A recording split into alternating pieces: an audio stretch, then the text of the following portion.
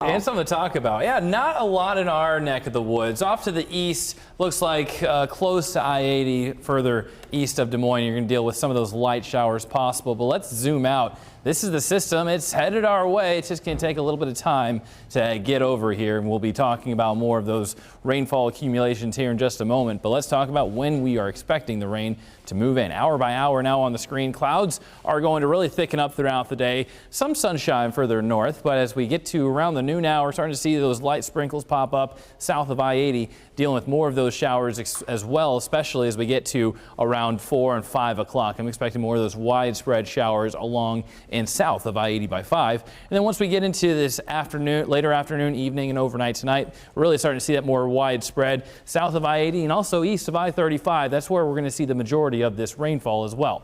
By the time Friday morning rolls around, it's going to be chilly, it's going to be windy.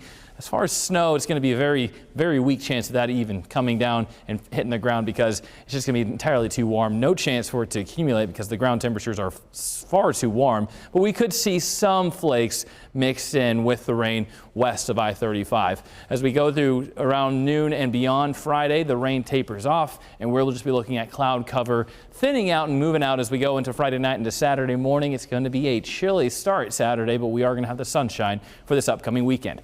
Precipitation outlook, we're going to be looking at more of the south and southeastern portion of the state, seeing the majority of this rainfall, looking at close to around half to a full inch. Those are those dark and light shades of blue. Now green over the central portion of the state and off to the northeast, you're dealing with more of about a quarter to half an inch of rain expected. That's what I'm expecting for the metro as well, and also to the southwest, where you're seeing those lighter shades of green, and then of course no shades. You're looking at less than 1/10 of an inch of rain. So not going to see much action further northwest.